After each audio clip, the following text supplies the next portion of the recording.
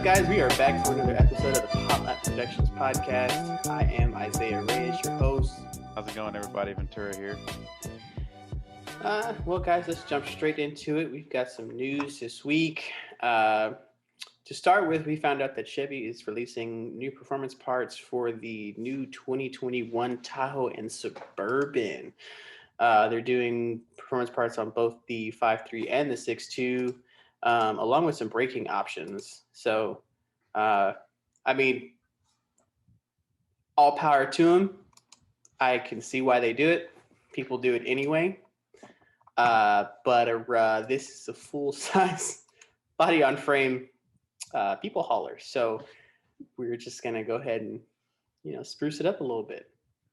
Yeah, I don't think I'd ever do it if I don't even know if I'd buy one honestly, but I mean, more power to them. There's people that are gonna buy it. There's gonna be people who add them on, or dealerships that just add them on as soon as they get them on the lot to throw them out on dealer add-ons on the lot or whatever the case may be. So it's cool, I guess. I feel like that's I was the only interested reason why they're you said doing it is braking. because of that. Yeah, dealer add-ons to add gross to deals is where that's at, or add them on WIOs or whatever the case may be. But I mean, it's cool. I was a little surprised when you said braking. I wouldn't have thought they would have put that on there, but that's cool, I guess. They're Yeah, thinking the about all braking aspects. upgrades like 20. Let's see. It's saying that you can get an upgraded brake kit for $28.95. It includes front-mounted 6-piston Brimbos. Oh, that's nice with larger rotors. So, Lord Jesus, yeah, I didn't six expect that one there. piston. Yeah, 6-piston Brimbos, bro. Let's go.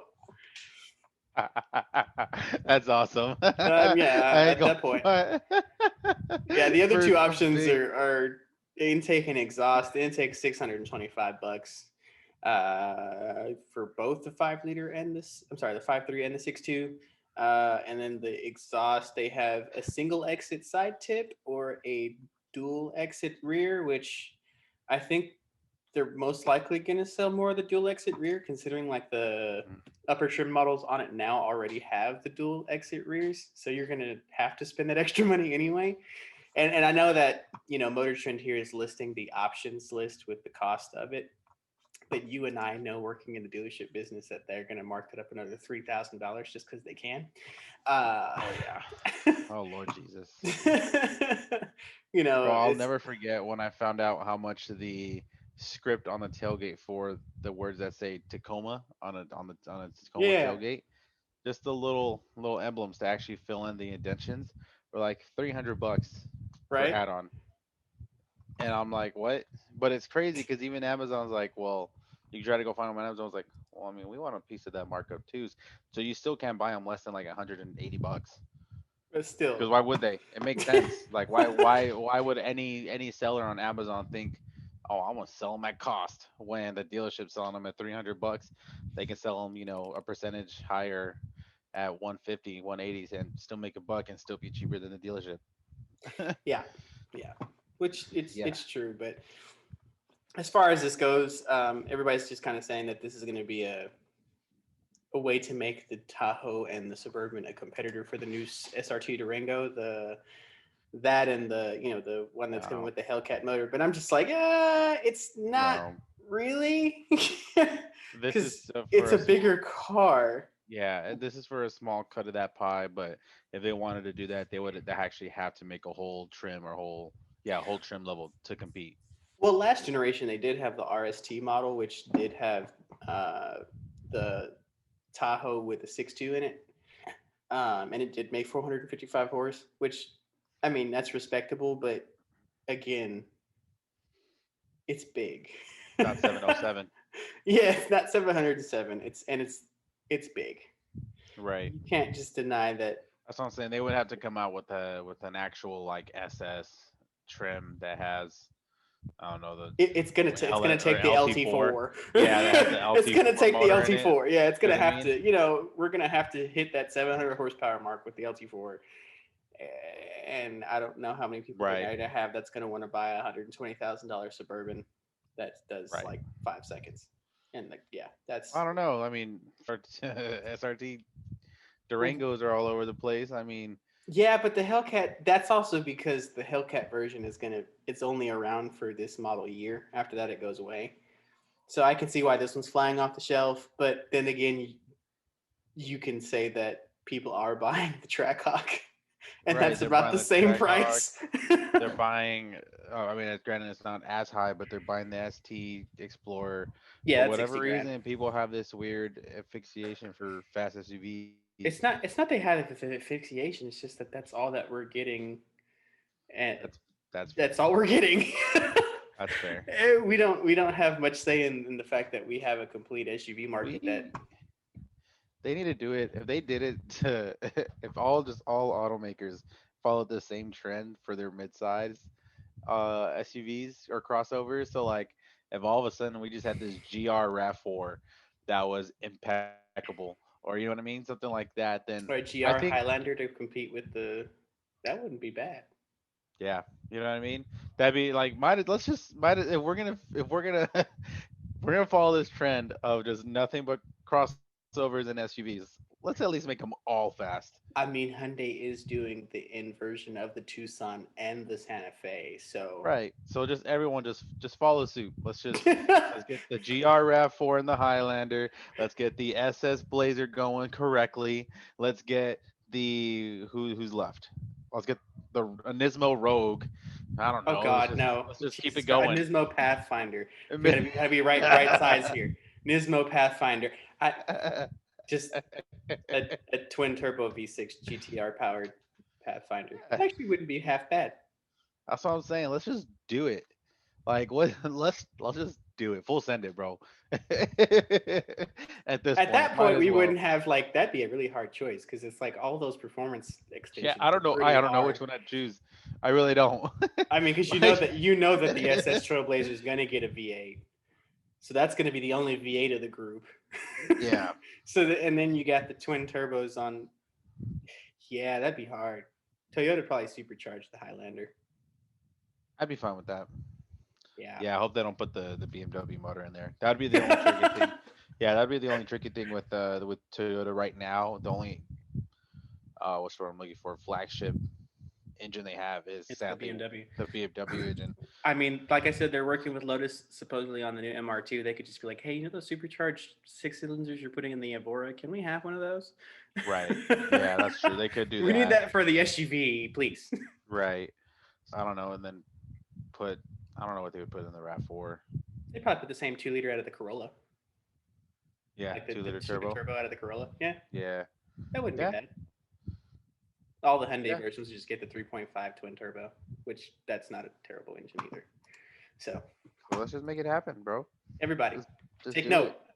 Let's just follow this trend. Let's just if we're being forced to do this, Right. If you're let's just giving us nothing but SUVs, we have to let's have full performance send it. models. Let's full send it, bro. I don't know if you've heard. We're moving on, but I don't know if you've heard of the new like full sized sedan. I'm sorry, full sized SUV from Mercedes, the GLS 550 AMG or the GLS 63 AMG. Supposedly that thing can corner at over 100 miles an hour and stick, and that's their big 7-seater build. Like that's their big boy. Wow. Yeah, I don't know if I want to take my Mustang at a corner at 100 miles an hour. yeah. It's got adjustable suspension. It's got like That's impressive. huge tires. I mean, it. Yeah, it's I mean, I get that out of like luxury is always kind of the first to kind of do things and to pave the way for all of the consumer brands. But so I kind of get that. But let's just keep it going. Let's just keep trickling down. Just yeah. Because I don't think anybody's gonna really want to do pay it. 150 grand for And a they don't Mercedes. have to make a lot. We all know it's not gonna be their number one seller. But let's just have fun with it. Yes, Just let's have the limited option. runs, a year or two of limited runs of GR RAV4s and Nismo Rogues, or I'm sorry, Nismo Pathfinders, and Pathfinders. let's just do it. Like, what's holding us back? It'll be Like, fine. what is there to lose? Like I said, you don't have to make a lot. You don't. It'd be like Let's just having limited it's runs. just like having the sports car market when we had normal cars. So now that since you guys are taking the cars away from us, you might as well make sports Right, you're taking all the normal SUVs. cars away. Let's just do it. Let's go. Next on the list is well, speaking of Nissan, actually, we have the fact that the Maxima just got a price bump, and they're losing their trim models, so they're going to be $2,000 more expensive with only three trim models instead of the six, and they're still branding themselves as the four-door sports car. No, it's not. It is not the four-door sports car that it 20 once years ago, was. 20 years ago, yes, Yeah, the all Maxima day. was a very fine front-wheel drive platformed sports car because you got a six-cylinder that made really good power, and it was the six-speed. So I don't see why you wouldn't call it a sports sedan. But now it's a Nissan, CVT big boy. yeah, they're trying to do that with all of their sedans right now. Like if you've seen the Sentra commercial Yes. with what's her name, Captain Marvel. I Mm-hmm. can't think of her name right now. Brie Larson. The commercial with Brie Larson in it. They all of the sedans right now they're trying to market as like sports sedans, which no. I think I don't know. Nissan's just kind of, which is weird. I feel weird almost talking crap about Nissan because we've been praising the Z Proto for a couple weeks now, but Mm-hmm. but they're reaching to try to save I think the rest of their brand, from the downfall they've had the last, I don't know, decade or so. I think the Proto can be a nice segue to start refueling that, but I Yeah. think they actually need to actually make the changes necessary to then do so. Because I feel like they're not changing anything besides how they market what they're doing, which I think is not. We know it's not right. We know it's nothing's changing. You know what I mean? And we know Yeah. it's not what they're saying is not how we're gonna interpret it. Some people might be okay with it. I mean, I'm not gonna lie. The newer front facial look, what's the like the brand look, if you will, that they're kind of carrying Yeah. through Yeah. all of it. Yeah. It's not a Mm-hmm. horrible. It's not a bad look. Like it No, looks and I can't nice. I can't knock them on their designs of their vehicles. Because their cars look good. They really do appeal to the eye. They just don't match the look. The performance is Right. lacking compared to what they look like. You can't have this Ultima that looks like it's going fast standing still, and it doesn't It change doesn't go gear. fast. It's a propeller. It sounds like when you're going down the road. It's a shame. You know what I'm saying? This Right. isn't the Nissan from 30 years ago, but I mean, shoot, we had a whole podcast about how they've just lost it. I don't understand. But if the Z is going to be redesigned and basically put the performance back into Nissan, then maybe this is a segue. Like you're saying, this is a segue for them to get back into the sports car feel of The things. yeah. But I mean, it's because to me, if we're building the Z and the Maxima to me is due for a refresh because it's been looking the same for at least the last 5-6 years, Yeah. we could they could just change the platform altogether and have it share its platform with the Z and be rear wheel drive and give it a manual. I'm not saying it has to be, you know, super fast or even have the twin turbos. I mean, but at least give us something because you They, keep branding it as the four door sports car, and you do yeah. have your alternate brand Infinity that's giving you the Q series cars that are rear wheel drive and do have the turbos. Yeah. But even then, Infinity's going soft. Yeah, even if it doesn't share the platform with the Z. Now that you bring up Infinity, share that platform where it's rear-wheel drive, and really just take a bite out of the market the Stinger's taking up. Exactly. You know what I'm That's They saying? could You do have that. your Just front wheel rebrand it drive mid-size car, and I understand that the in the Ultima is your Ultima. full size. Yeah, I'm sorry. I understand that the Maxim is your full size, but the Ultima No sells one's well buying. enough. Yeah, the Ultima sells well enough by itself. You're basically selling to a niche market with the Maxima, so you might as well take the Maxima and redesign it. You know what I'm saying? Right. Give us something that we want to buy in that market. Right. And even if it doesn't get a manual, as long as it's not a CVT, Yeah, give us a uh, dual but clutch. I mean, yeah, you dual guys clutch, make eight the speed, seven GTR. speed. Right. Something a tune a detune version of that. You know what I mean, or a less aggressive version of that, and call it a day. I think a lot of people would be happy with that, and it would, like I said, eat into that market that the Stinger and the consumer brands right now kind of solely eats up.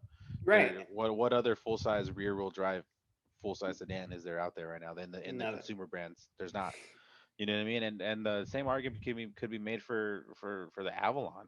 As much as Yeah. I love the Avalon as it is right now, if they decided to switch to that avenue as well, Go for it. so be it. So be I it. I'm mean, not and complaining that's the about it. thing, though. Like we were talking about earlier, it's the Avalon to me doesn't have to make that change if they don't want to because they're not branding themselves as this is our flagship full Right. size That's true. sports car. You know what I'm Yeah, saying?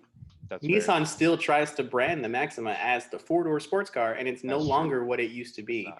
No, You the know? Avalon, the touring Avalon is probably sportier than the Maxima is right Yeah, now, and the Avalon is branded as that car bridging the gap between Toyota and Lexus. That's what it is. It's their full size flagship sedan exactly. that's supposed So to if be the that's your most direct comfortable. competition, then take the four door sports car badge off of it and make it more luxurious, like a Q50 or something like that. Right. Don't just keep saying, "Oh, this is our hardened four door sports car," because it's just not anymore. It's not. It's not. It only makes 300 horsepower, which 5 years ago that was fine. Now, not so sporty anymore. 300 horsepower is basic V6 territory these days. There's Right. The SUVs Aval making or that. excuse me, the Camry makes that. The V6 Camry makes that. The Avalon makes that. Um, yeah, the Highlanders are. I mean, I know crossing into SUVs there, but I'm trying to think of what else. God, there's four bangers that are making that. Yeah, Like, all day come long, on. Yeah. all day long, Right. like Like, easy. no It's problem. it's insane We're how almost they're mad if it's not making 300 at this point. exactly.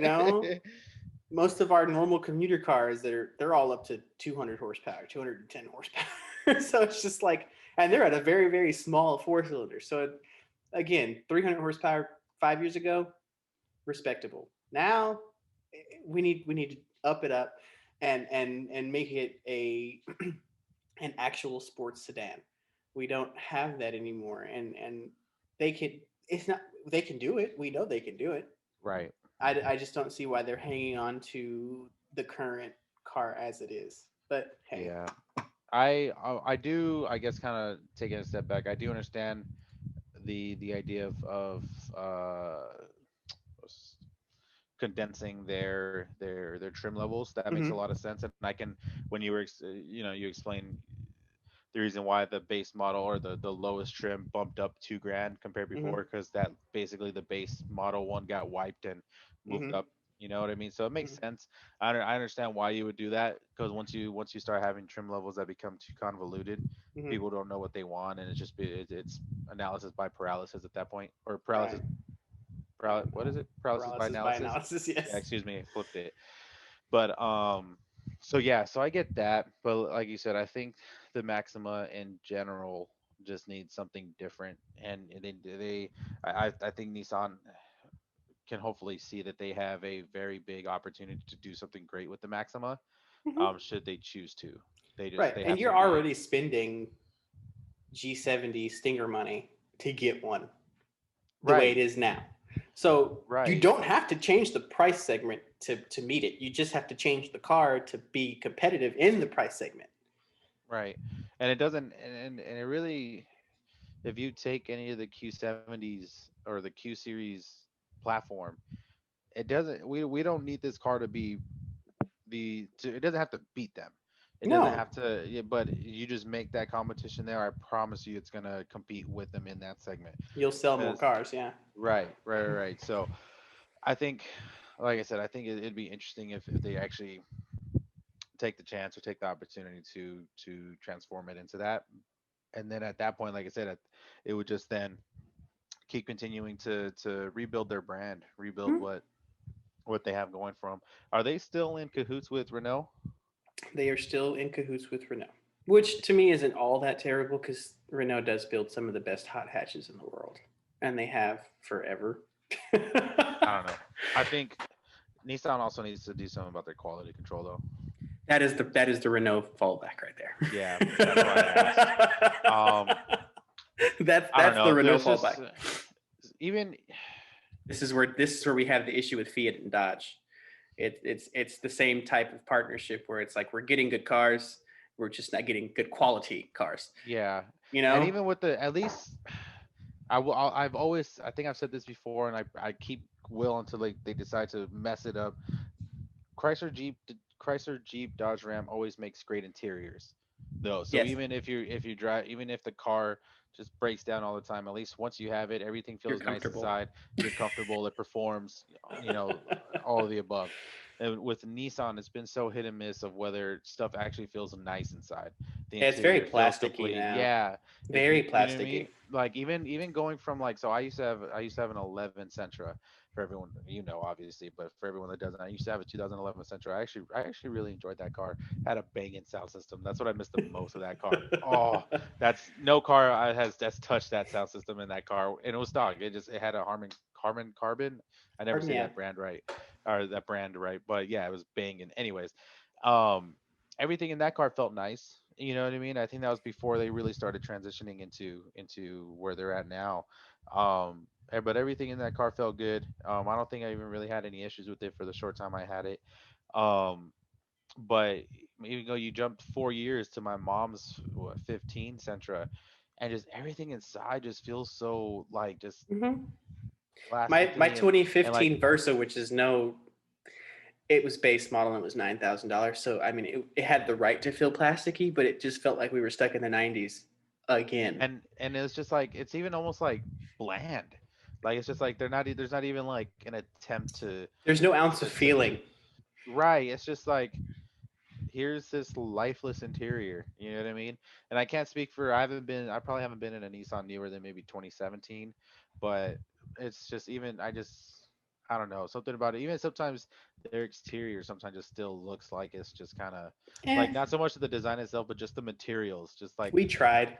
yeah, we like just exude this like look of like the design itself is nice, but And you can kind of it'd tell we're also be cheap. different if they were that cheap. Yeah, But you pay a yeah, premium for your Nissan. Like right. they're not cheap anymore, No, they despite normally the have the nine thousand crazy, dollar Versa. But I mean, and they they're not cheap anymore. and they normally have crazy incentives, but what people don't realize with incentives of especially with rebates, that rebates actually kill the car's ability to retain value. Because essentially, if the car is priced, let's just 30,000, you have a $5,000 rebate, the car is essentially worth 25, or you bought it for 25, Hmm. and that's the value that car is then going to keep, not the 30 that the original sticker price said, it's the Right. 25. So then it loses its value off the 25. So then Hmm. when in a year or two when you're trying to trade it in, It the ain't car worth wasn't nothing. originally worth 30. The Yeah. car is really worth 25 grand.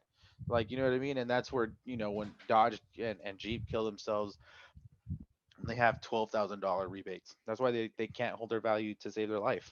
Yeah. That's why Toyota only has the most I ever saw in the year and a half I sold Toyotas was $5,000 rebate, and that was on the outgoing Avalon before the new Avalon came in. That was the only reason why. I outside of that, I've never seen anything above I think 1,500. Yeah. No.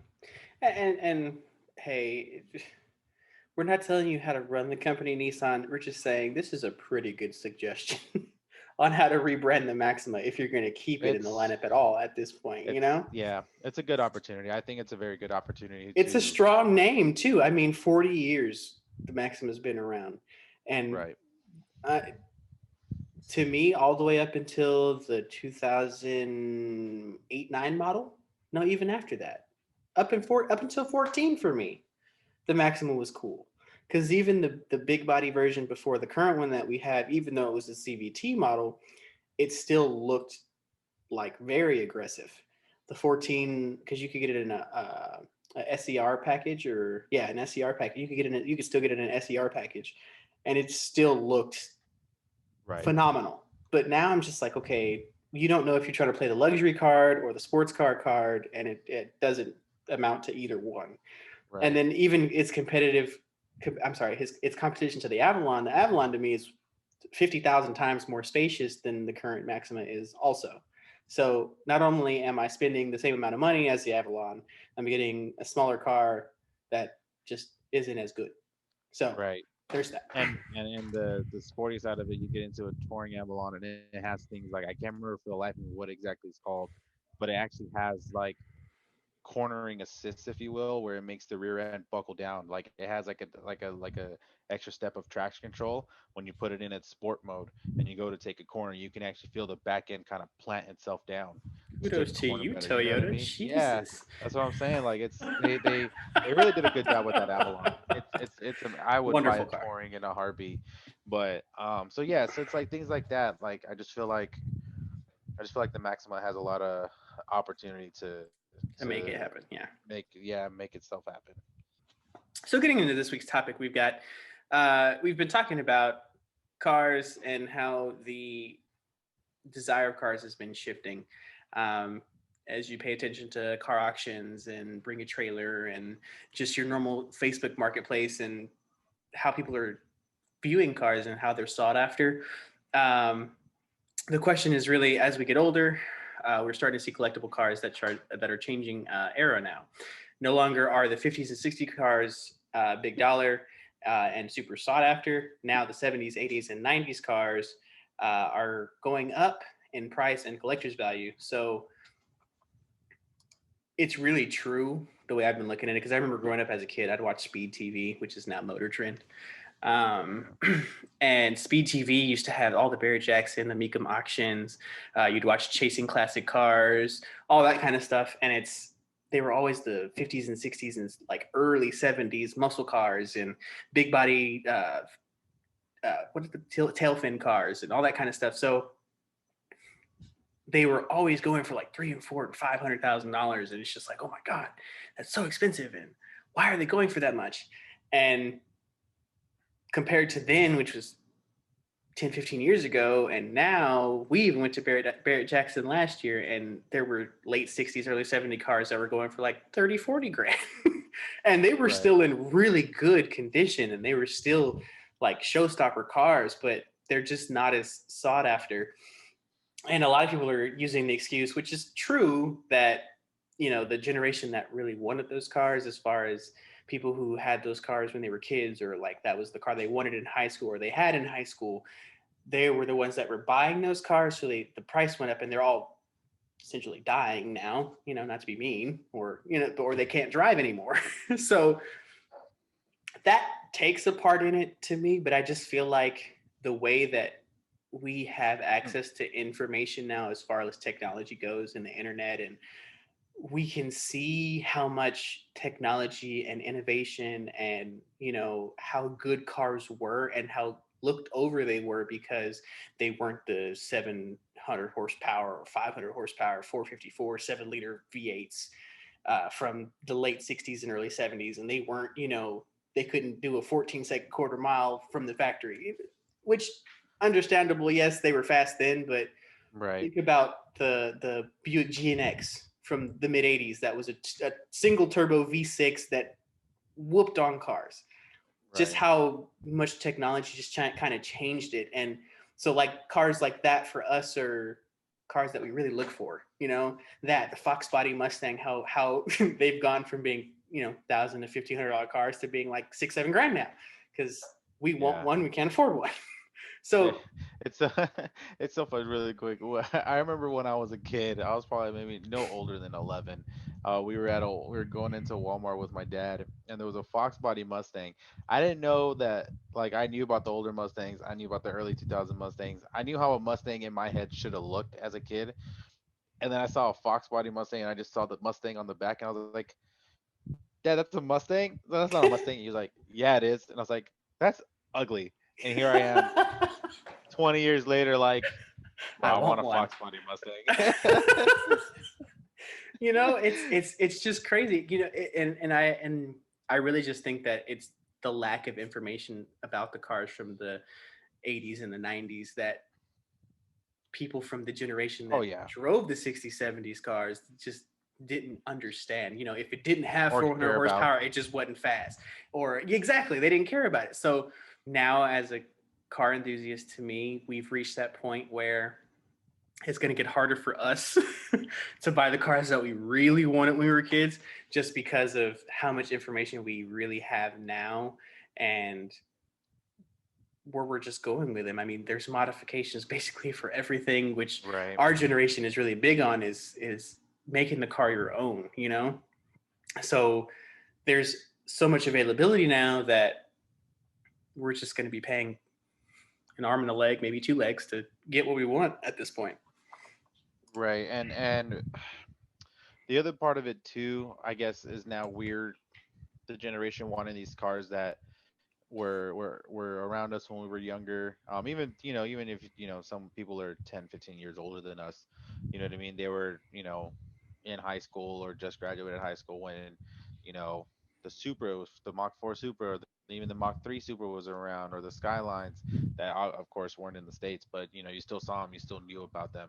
So I think it's just transitioning to those people now have access to grown money to then Yeah, be able to do things. You know what I mean? right. But even beyond that, like, kind of like what you were saying, they just didn't know about the technology or the potential that these cars had. So now that we do, now that we see these out, the aftermarket availability for these, or the people doing crazy buku things that we see posted up on YouTube or Instagram or TikTok now, or whatever the case may be, now we're Hmm. just like, wow, I want one of those now. Hmm. And so we go back and we're trying to find a stock one or a very nicely modified one, and sometimes they just now end up at auctions. You know what I mean? And Right. that's where you're gonna put your arm in the leg. But even beyond that, I just think there was also so many iconic cars and trucks. Let's be real. Ford Broncos would go for buku money at all these auctions. Oh You yeah. know what I mean? Those that's an immediately an iconic truck there, that goes for crazy money now. So it's just there was so much that came out at that point that now when you come across one that's super clean, super nice, super well kept, and or nicely modified, now you're gonna pay That price for it, yeah, that markup. yeah, I that mean, and markup. it's so funny because I realized this was something that kind of like clicked in my head too when we were walking Barrett Jackson last year.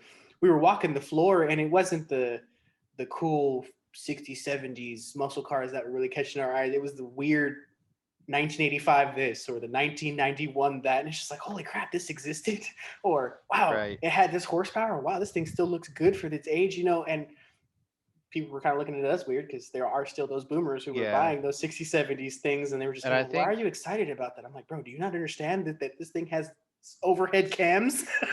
yeah.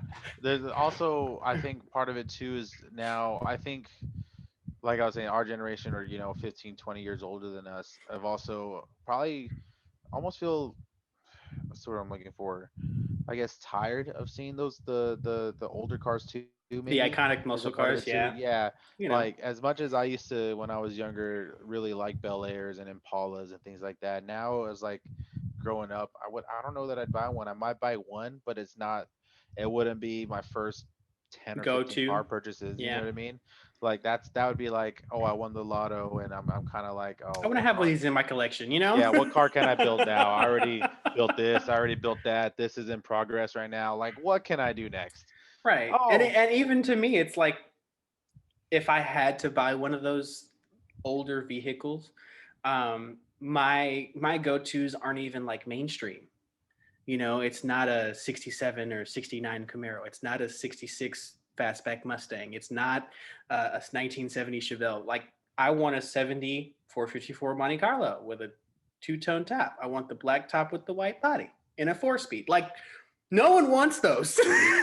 You can still go fair to the enough. auctions and get ones for like 15, 16 grand. But it's, I I I don't would know. want a Mustang, though. I'm not gonna lie. I'm not a big fan of the fastbacks from that age. Now give I me a don't know. 70, I just 71 Mach 1 or a Mark Boss two. 429. Hmm, All for it. fair enough. Yeah, I don't know. I for whatever reason, even now, I'm still calling. I'd be down. I My would only though. mainstream is a 72 split bumper Camaro though. I gotta have a Z28 split bumper. I probably would. I saw someone do it. I probably would coyote swap it though. I'm not gonna lie. As crazy as that sounds, or probably as Senile. unconventional or getting away from the roots of it, I probably would coyote swap Let's backtrack it. even more. Most of the cars, and what's it's completely off for me, but most of the cars that I would buy from back then are mostly Mopars, and it's really from like really the early 70s, like a 71 Roadrunner with a Hmm. 446 pack. I want those because they came in crazy colors. and they're cool to look at. Plus, they're fast. But I mean, the common cars, I'm not really about it. But Yeah. give me a late night. I'm sorry, a late '80s Pontiac Fiero GT. I'll buy that in a heartbeat. Nobody likes the Fieros, but for me, I'm like that. I think it's the '88 or the '89 that they got it perfectly right with the body style and the engine. Give me one of those. No one wants those. Yeah. They go for like 5-6 grand at the auction. But Yeah. I feel like the Yeah. older There that we was. get, they're going to get more expensive. Yeah. There was definitely, like I said, a lot in that era that was now just kind of coming full circle, where we're like, anyone with grow money is like, yeah, I want one. You know what I Mm-hmm. mean? I've always liked those as a kid or growing up, or when I was in high school, my buddy had one, or my buddy's parents had one, or you know what I Mm-hmm. mean? There's a lot now, and that's what's contributing to that transition of what's becoming now classic or sought after in Mm-hmm. auctions, or anyone looking at stuff online, or even just looking at videos of stuff. You know what I mean? This is kind of just where it's at. Yeah. And I think it also plays a part in too, like when I guess because they were around when the cars came out, and I guess they remember the issues with the electronics or the issues with fuel injection. Let's just start there, and the fact that they were anemic to them. But I can understand that some of those cars were anemic, but even now there's fixes for it where we could just swap this simple part out and then all of a sudden it just wakes the car up. So I Right. think because we have those options now and we have those fixes and we are more inclined to work on those vehicles now, I think that's where we are as an enthusiast generation. A lot of it has to do with again the access to the information that we had because a lot of people didn't know that drifting existed and a lot of people didn't know what went out on the streets unless you were on the streets and building those types of cars and just kind of presenting them. I mean, we have Fast and Furious really to thank for it, that kind of brought us where we are, as cliche as it is and how unrealistic a lot of it is too. um, Fast and the Furious just kind of brought to the normal person what it is to be a car enthusiast and what it is that we do on Friday nights when we're headed out Right. to go somewhere with a set of slicks that, well, to them, a set of tires that don't look normal. Right. So, we're at a different stage in the car enthusiast world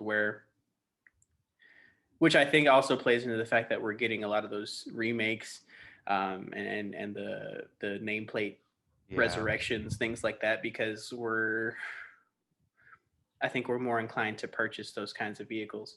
But If even it's done then, right. right, exactly. And it's really cool to me as well because thinking about it, for me, I like to be very under the radar with my cars. Um, and there's a lot of cars that Mopar brought out in the late '80s and early '90s, and uh, forward even, that are sleepers basically. There's the no one knows that you could get a Dodge Spirit, the little box mid-size sedan, in an RT form that had a 2.2-liter turbo and a Hmm. 5-speed, or the K cars that had the 2-liter turbos and a 5-speed, and they were very very tiny and super lightweight. You or know, or even the stealth that was the GT or the oh, Mitsubishi the 3000 3000. GT. I've seen one in my lifetime in a lifetime, and the one time I saw it, I was so confused because I saw the Dodge badge, but I had no idea what it was. I was like, Badge bro, engineering. what, what is this? Like, Yeah, it says stealth. I don't know what the hell a stealth is. Like, but I feel like this can go fast. It looks like it can go fast. I don't. I was so confused, that and was I think actually the first car that I was introduced to as a kid that went super fast. So like, as far as I can remember, my dad used to take me to the speed store, out on Dyer Street in El Paso, and the manager's name was Charlie. Charlie had a 1992 Dodge Stealth RT with the twin turbos and a mm, 5-speed. Bro, one of the fastest cars I'd ever been into my life, and I was like, this is what I want to do for the rest of my life. Just go fast. right. So yeah, there was so I just think there's also just so many iconic cars Mhm. that have just starting to come full circle now too. Like not even like just like the big names, like outside of the big names, there was just so much stuff that came out in the 80s and 90s that just was just really engineering technology, not so much power wise, but just everything else too. It was I game mean, changing. yeah, there was so I mean four wheel steering in a Mitsubishi. Or the You know, or Preludes, the old right, or the square body Preludes. Preludes. I always forget that. I forget they have four wheel steering until I saw Yeah. a video the other day. You know what I mean? So like things like that where yeah, they weren't, they didn't have the craziest horsepower numbers, but that's what we got today for. That's what Hmm. we're getting to now, you know what I mean? But they really started the segue of stuff beyond just I have a big old V8 Right. I had drive a and Dow. I drive a Charger. I drive a Challenger. I drive a Mustang. I right, have a Civic Si. Those are the baselines for a lot of the cars that we like. And yes, they are good for a reason. Yes, they're still around for a reason. But no one's going to remember the fact that when Chevy and Isuzu were in cahoots with Toyota, that Toyota put a red top 4A GE 1.6 liter into the Prism for 4 years, and you could get it was a Toyota, not a Toyota, but a Geo Prism TSI. So you had 150 horsepower in a car that weighed 2,000 pounds wet, that had an LSD and a front wheel drive right, package that you could buy. So basically, today's Corolla S or the GR Corolla. You know what I'm saying? No one right, knows that. No one knows that Isuzu was working in cahoots with Lotus to build their suspension systems for a lot of their turbo cars that they had before Isuzu just fell off the face of the earth.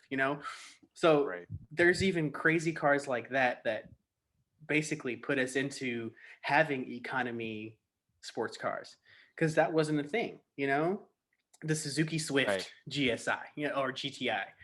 Yes, it was a 1.3 liter three cylinder engine, but it made 120 horsepower, and the car weighed 1,600 pounds. It was a super lightweight three-door hatchback that no one would have thought that you could do that with. right. So there's a lot of names in the car world that people just don't know about because they don't care. But for people like us who are going back and looking at those types of vehicles and looking at, where did this come from, or how did this come around? There are these nameplates that did will pave the way for what we have today. Oh yeah, absolutely. Because if you really think about it too, like in the era of just it was just like you either had just a big old muscle car or you were looking at Porsches or things like Mm-hmm. that, like luxury brands for your You had to performance. buy boring.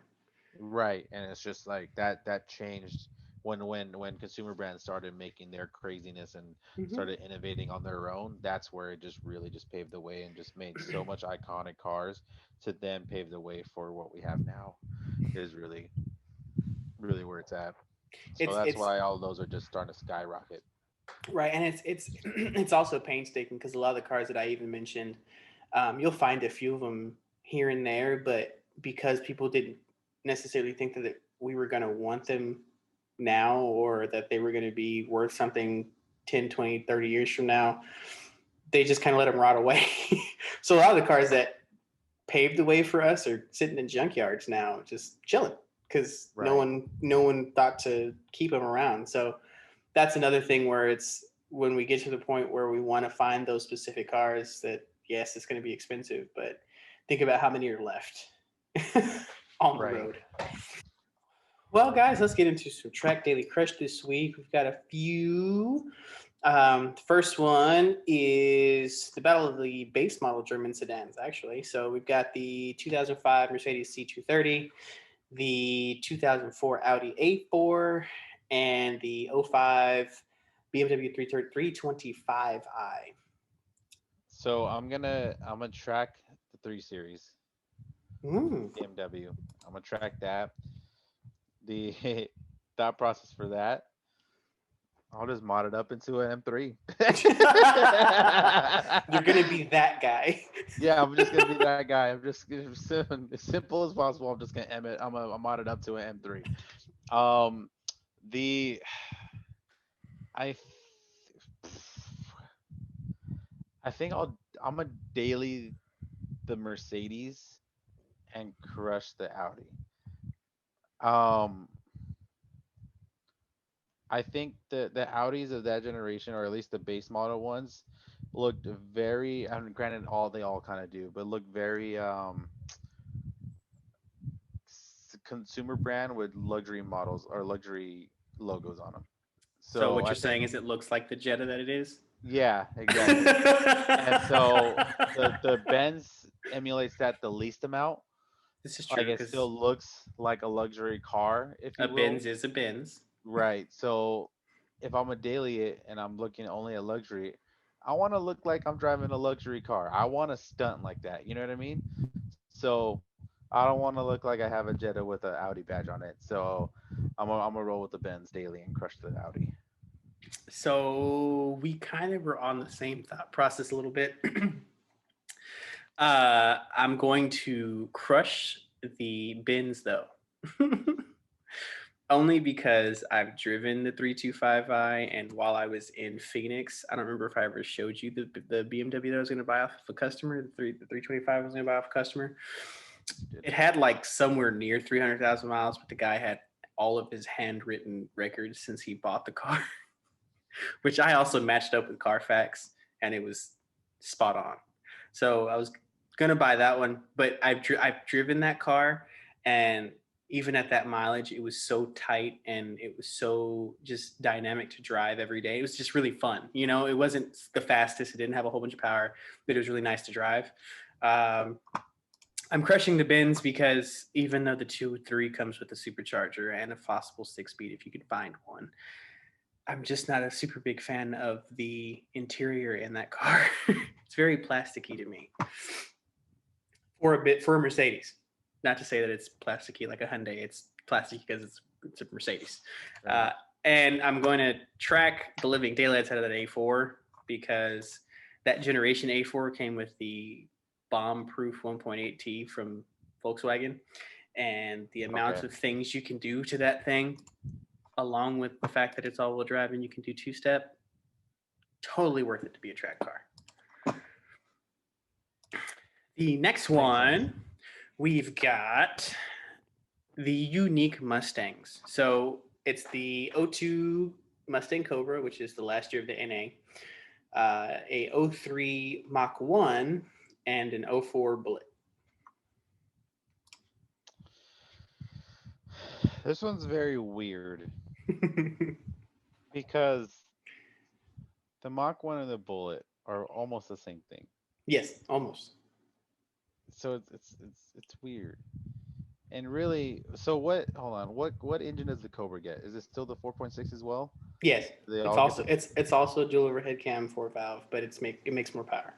Does So it? Okay. the Cobra, I believe, makes 320, and the other two make 300, 300 Okay. or 310, one or the other.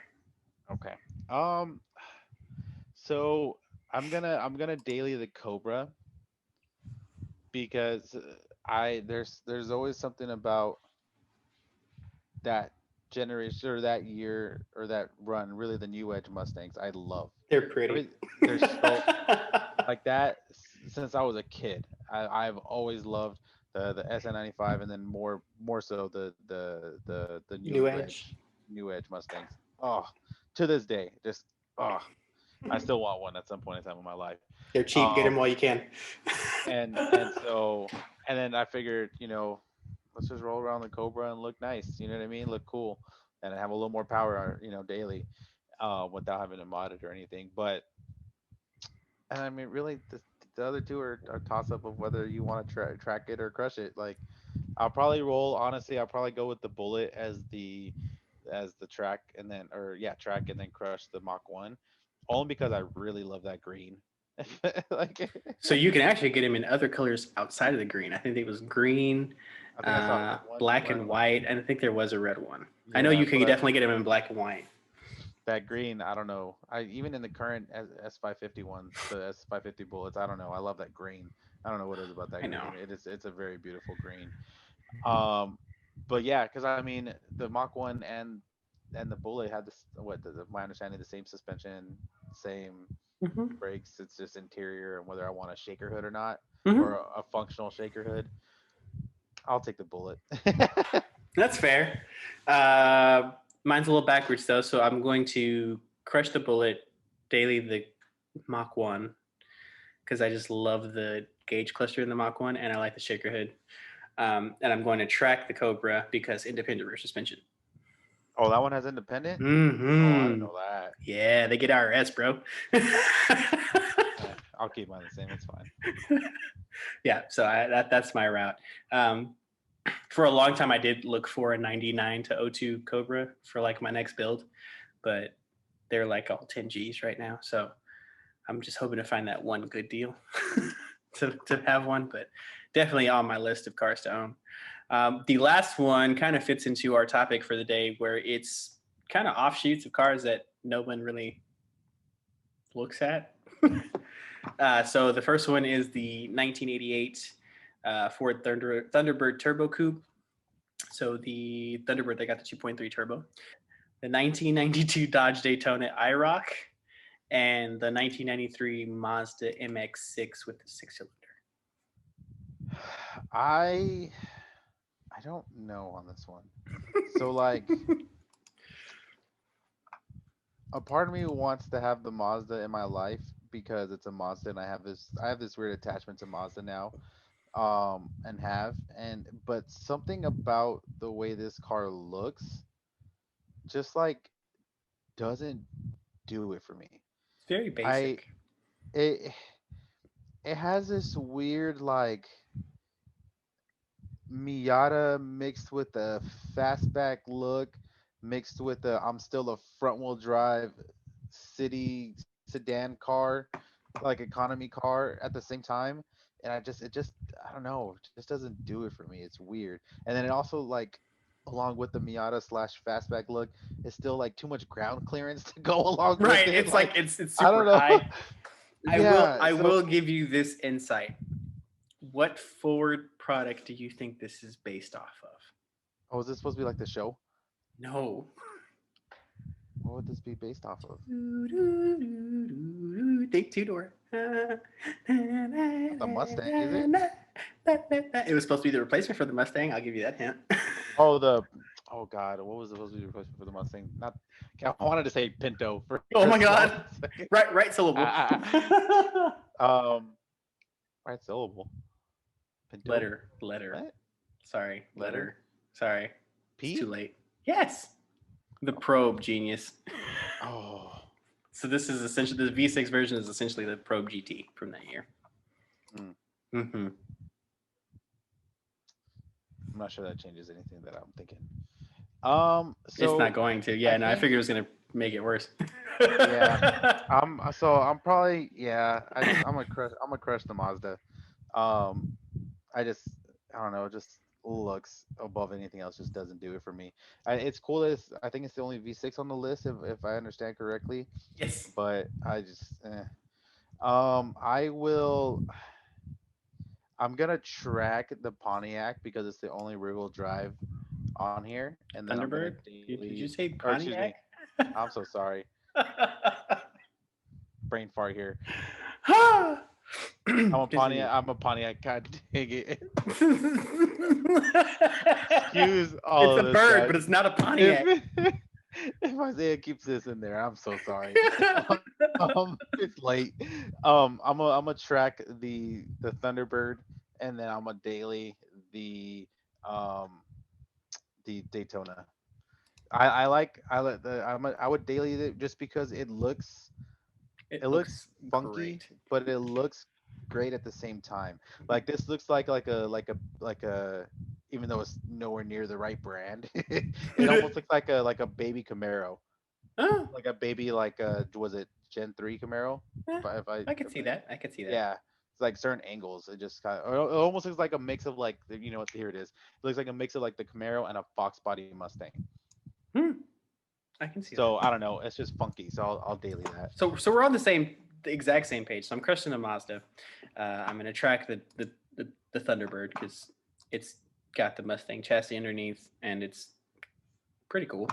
And then I'm going to daily that Daytona just because it is the epitome of I owned a car from the 90s. It comes in all kinds of colors. It comes with the decals on the sides, and you can get color matched wheels.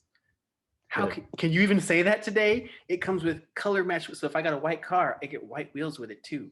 So like that's dope. That's not even to mention that it's a turbo 2.2 cylinder that made 220 horsepower then, and it comes with beautiful bucket seats too. So Yeah. yes, and I can rely on that one just a little bit more because it's not Fiat Chrysler, it's DSM, so it's Mitsubishi Chrysler. Ah. Yeah, so I'm like, There you go. yes, I'm cool with that. I will daily that, and plus, it's gonna be a conversation starter because when do you ever see one of those? You don't. Exactly, you'll be at the gas station, people are like, "What is that?" Like it's because it's got the high mounted third wing and everything. It's like this is cool. It's Right. it's like you don't know if to say if it's ugly or if it's pretty because it's kind of both. Right. So, well, guys, this ends this week's episode. It was dope seeing you guys again. Sorry for the little hiatus we had last week. We're having technical difficulties, but we were out of town, so we're trying to get it together. But keep liking, keep subscribing, keep sharing. Please go to Apple. Yes, Apple Podcasts. So that definitely puts us on the map. And if you guys have any questions or suggestions to have topics on the show, or if you want to put your own track daily crushes in the show, you can email us at hotlapproductions@gmail.com, or you can hit us up on all of our social medias. We're on Twitter, Facebook, and Instagram. So hit us up there, and we'll see you guys next week.